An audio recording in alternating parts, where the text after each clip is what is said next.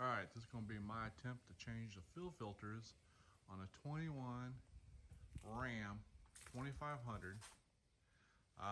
Dealer charges about $450, and I think that's kind of a ripoff.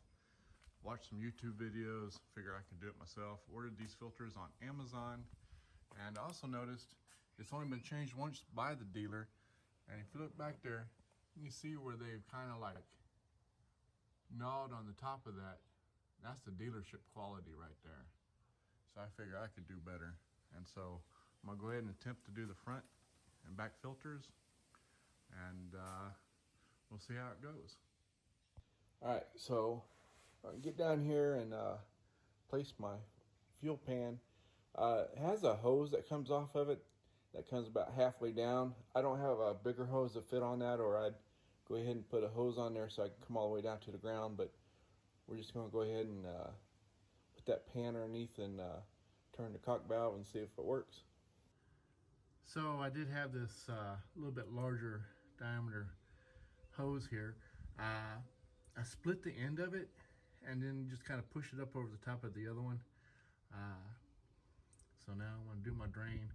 I was kind of afraid if I would have just let it drain down, it would have went there on the axle and dripped everywhere else. So hopefully by splitting that end and putting it on the other hose, it works. Also, over the years, I probably lost my 1/2-inch ratchet bar, 1/2-inch ratchet. So I do have this one here that's still left over. I bought these extensions on Amazon, and I bought the 28mm socket on Amazon. So now I'm gonna release that yellow petcock right there so we can get the fuel going. All right, so it has a quarter turn on there. I turned a quarter turn. Not a whole lot came out, less than I expected. So now I have my socket on the cap, my extension. I'll go ahead and break that cap. So the cap is really snug on there, but as soon as I broke it, it just spun right off. I was really worried there for a minute. Okay, there's my old filter and the new one. And in the new O-ring that everybody says you should replace. So we'll go ahead and put some fuel on this, take the old one off, put the O-ring on the cap, and put it all back together. This was a little bit of a tug to pull out, but it wasn't that bad. Okay, got the new filter in there. It's kind of oblong on the bottom, and so I just kind of matched that up and pushed it down. I didn't hear no click, as some people say, and so we'll see. Put the O-rings on there. Just need to put the cap on and close the cock valve. Okay, front is done. Back on there, easier. I hope I have it tight enough. I did close my cock valve. That's all the fuel right there that came out of the front. And I would say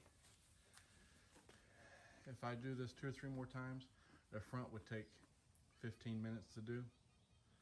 All right, so now we're going to tackle the back. Okay, here we are on the bottom. Just got to turn that cock valve. I got a little hose I'm going to try to put on there. It's not small enough to stay by itself, so I'll have to hold it. And then I'll break that seal on the canister. Everybody says there's fuel in there, so I'm gonna have to get me a face shield, and I'll be right back. Okay, you can hear it draining. This is really hard because really can't keep it off of anything here. Let's see if I can get my flashlight up here. Yeah, so I'll let it drip a little bit.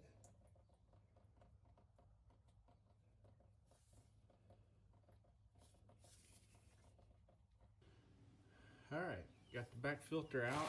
Very messy. Yeah, so when it's really hard to unscrew off, and it kind of squeaks. And then when I did get it loose and pull it down, the filter's full of fluid too. So there's the old one, here's gonna be the new one. And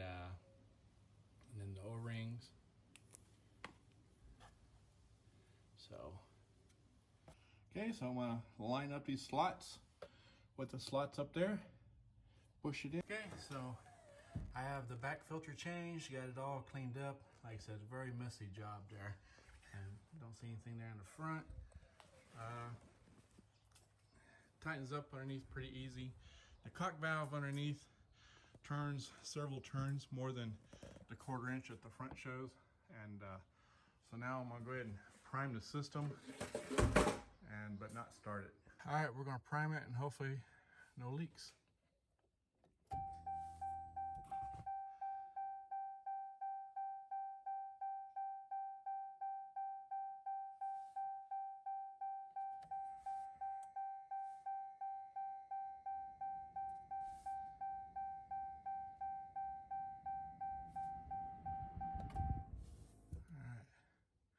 I think everybody was saying like do it 3 times. Okay, I got ahead of myself and I'd already started it, so I primed it 5 times, and took a probably extra 5 seconds to crank over. No leaks. Wow.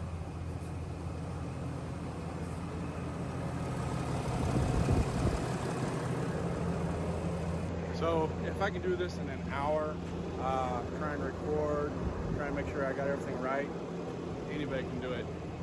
So I saved myself $400 from the dealership. And like I said earlier, probably the front and rear I could do in less than 30 minutes.